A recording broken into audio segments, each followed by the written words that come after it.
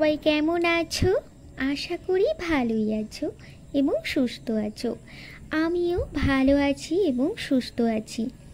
তবে আমার দুই পরিবার কিন্তু একেবারেই ভালো ছিল না। পুজোর সময়, পুজোর 4টে দিন বেশ শরীর অসুস্থ ছিল।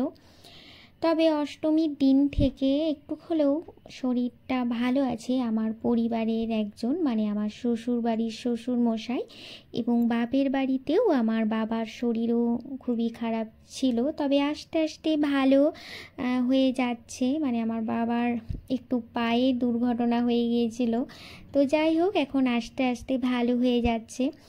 আর শ্বশুর বাড়িতেও সেই একই ব্যাপার, আমার শ্বশুর মশাইয়ের শরীরটা খারাপ ছিল, তবে এখন মোটামুটি ভালো আছেন।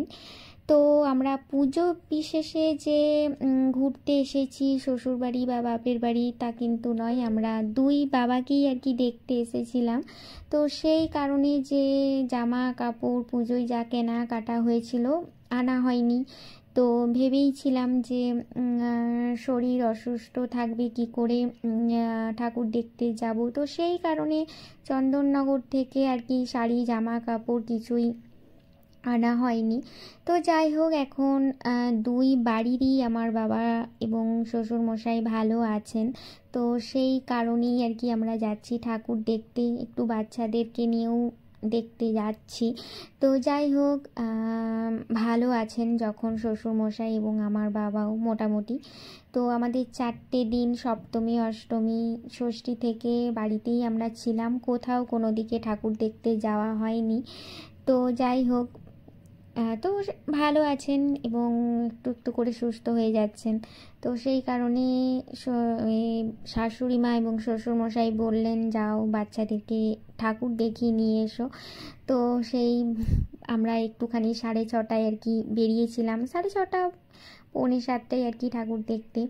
তো দুর্গাপুর দিকেই গেছিলাম ঠাকুর দেখতে। তো দেখো আমি তো শাড়ি সেরকম ভালো শাড়ি আনিনি, যেহেতু শ্বশুর বাড়িতে একটা সিম্পল আর কি সিল্কের শাড়ি এনেছিলাম।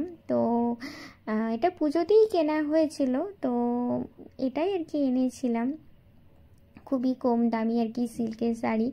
তো যা বলল যে দিদি তুমি আমার শাড়ি রয়েছে পরো, এটা আর পরতে হয় না, এটা সিম্পল, তো চলো এটা পরো। তো আমি বললাম আর পরবো না, এটাই পরিনি, এত ভালো শাড়িটা তোমার। তো এই শাড়িটি যে পরেছি এটা আমাকে যাই দিয়েছে নতুন শাড়ি পরতে। তো আমি বললাম পরবো না, তো বললো পরো না, তাহলে আমাদের দুই যাই একই ম্যাচিং শাড়ি পরা হয়ে যাবে। তো যাও এরকমই শাড়ি পরেছে, একই রঙের আমরা শাড়ি পরেছি, একদম ম্যাচিং হয়ে গেছে। তো ব্লাউজটা আমারই আর এদিকে শাড়িটা ম্যাচিং হয়ে গেছে, মানে আমরা দুই যাই আর কি ম্যাচিংই হয়ে গেছে শাড়িটা পরা। তো বাচ্চাদেরকে নিয়ে আর কি গেছিলাম ঠাকুর দেখতে। তো আমাদের বর এবং দেওরেরা কেউই যায়নি, তো আমরা দুই বউ এবং আর এক দেওর মিলে আমরা আর বাচ্চাদেরকে নিয়ে আর একটা ছোট্ট বাচ্চা এবং আমার ননদের মেয়ে মিলে সবাই মিলে আমরা ঠাকুর দেখতে গিয়েছিলাম। আর এদিকে দেখো জামা কাপড় ছড়িয়ে ছিটিয়ে আছে, কি বলো তো, যখন কোথায় যাওয়া হয় না, বিয়ে বাড়ি বলো বা কোথাও ঠাকুর দেখতে, সত্যি বিছানার মধ্যে শাড়ি জামা কাপড় যেন থেকেই যায়। জানি না তোমাদের এটা হয় কি না, আমার কিন্তু হয়েই যায়, মানে বিছানার মতো যে জামা কাপড় সব থেকে যায়। এদিকে দেখো আস্তে আস্তে পরে গোছানো হবে। এখন কিন্তু আমার ব্লগটা শ্বশুর বাড়ি থেকে দিচ্ছি, যেহেতু শ্বশুর বাড়িতে এসেছি। তো চলো সবাই রেডি হয়ে গেছি আমরা।